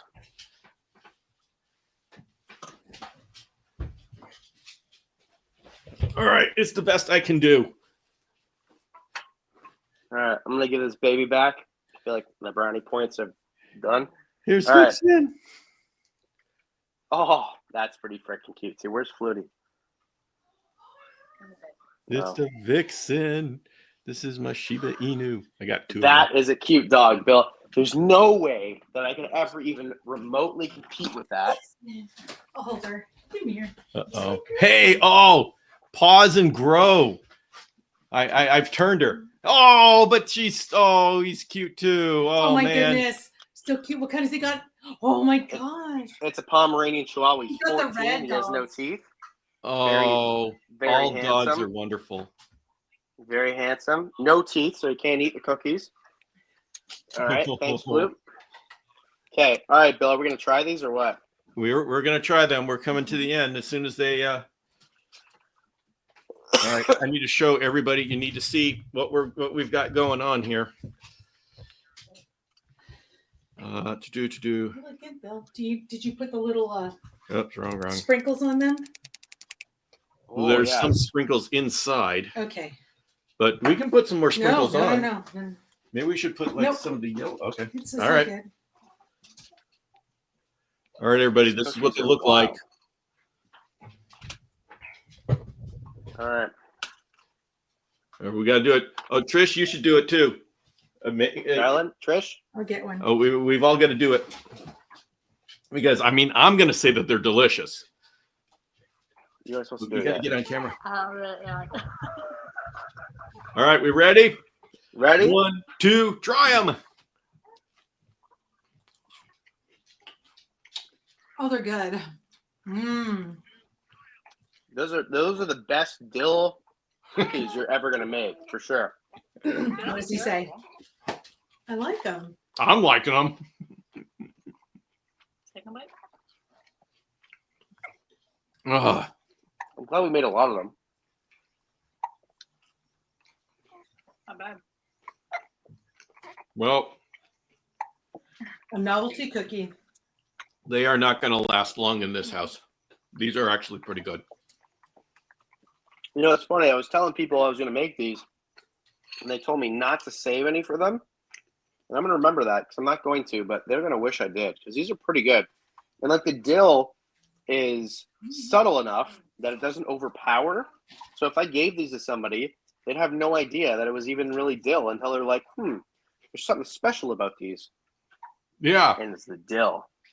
Yeah, there's the lemon flavor is the main flavor, but there's just something extra that you're trying to place. because you don't expect the dill. Right. And I don't know if you know this about me, Bill, but I love dill. So this entire thing. Yes. When I saw this recipe, I said, okay, there's only one person that I can have on for this. I have no idea why in the world he would come on to a channel to bake cookies, but what the heck? I'll ask. You know why, Bill? And this is a good lesson for your audience, is you're likable, because I like you, Bill, and we're friends. And the reason is because, you know, you're a nice guy and you're fun to like deal with in terms of YouTube stuff, and also a good resource for knowledge, even if it's chameleon stuff or entertainment and knowledge stuff for YouTube. And that's why I came on the show. And that's why you're going to have no problem getting a bunch of guests for the show continue on. Very cool. Oh my goodness. Oh, this is good. All right, everybody. Bill, what? How do we find out who wins? Everybody, it's time. We've come to the end. This is a bake-off, and you know, the competition was fierce. So we're gonna have to figure out. You got to say who won and why. All right, and everybody's got it. You have to quantify why. I like that. And I think we're going to have to vote on the most creative answer. Okay, I think that works. All right, let's see. Bob says we should dip them in pickle juice. All right. Trish says it was a lot better than I thought it would be. Oh, there he goes. Oh, man, pandering to the audience. No, I tell you. No. Oh, let's see. Bill uses the force to bend our will. Yeah. I will use all sorts of guilt. You should vote for me. That was so gross. See, thanks, yes, Bill is awesome. Because of him, I found Adam. Wow. That. Did not expect that direction. Hold on. What's up? Vote for me, or I'll force feed this to the baby. Come on. Oh no. Are This you is like, you? this is horrible. This is Fine. okay. Look at We'll that. force feed it by way of Trish will eat it and then expel it after. All right, fine. Let's see. Can it be a tie? You know what? I mean, me and Adam can have like a popularity contest at AnimalCon. Hello. Oh, okay. Adam, because he's the pickle king. Mm-hmm. Adam for entertainment value and lack of baking skills. That seems about right. Didn't expect that. Let's see. Bill wins for wearing the apron this time. This is the first time I've worn my apron. I have an apron too, though. Mine says "ho ho ho" on it. Yeah. Okay. So whatever. See, I'm voting Bill. Sorry, Adam, but Bill is my mentor. He knows everything about everything lizard. As long as it's chameleon, I know everything. Oh, look at this. Bill saved my first marriage. Well, why is it your first? Okay. Bill won because he is Bill. That's right. And that's what I do better than anybody else. So, but Adam gets Bob's vote and settle it via arm wrestle. So we won't know until AnimalCon or the show. Adam won because he's got the cute baby. Oh, the baby. Bill's my buddy, and you're not going to Madagascar again. So it was stacked. I'm going to Orlando again, and we're all going to meet in Orlando, right? I know your plan. Yes, I am going to be in Orlando, and that's going to be another fun project where I'm going to see if I get a cohort of people starting YouTube, and then we all meet in Orlando, and so that'll be fun. Adam, of course, he wears diamond on his shoulder. You see, a lot of these people have decided before we even had this contest. So True. Well, I mean, Diamond is a pretty cool guy. Then Diamond's what? Diamond's a pretty cool guy. I should have had him on my shoulder the whole time. I felt it would have been unnecessary, like in cleanliness, but next time. All right. So we'll do two more. Adam wins, so he can make a top 5 best cookies video. That's right. And Annabelle, I vote Adam. Annabelle's going to Madagascar for me, and you get a vote since he started prepping by drinking the pickle juice. Adam is infused with pickle juice, and it's passed through to his baking. All right. See, I don't know. I feel like we're pretty even, Bill. I feel like it might be a tie. I think so. I think so. I guess we can. Okay, pause. I think we can do it. We can do it a tie. And is Trish coming to Animal Con? I think so. I think she is. Oh, that would be so cool. Can't wait to meet everybody.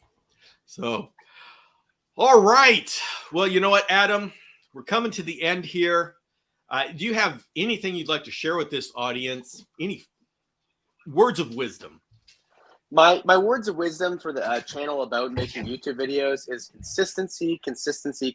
Bill, did you just fall off the chair? You all right? Okay, good. Consistency. If you're going to make YouTube videos, make them consistently and get better at one thing every single week. And I feel like if you follow those two instructions, you're going to have a successful YouTube channel. Also, drink pickle juice. It's good for your bones. You know what, Adia? I mean that's wisdom right there from the master. So, all right, everybody, so much. Thank you for coming. There we go. When is Animal Con?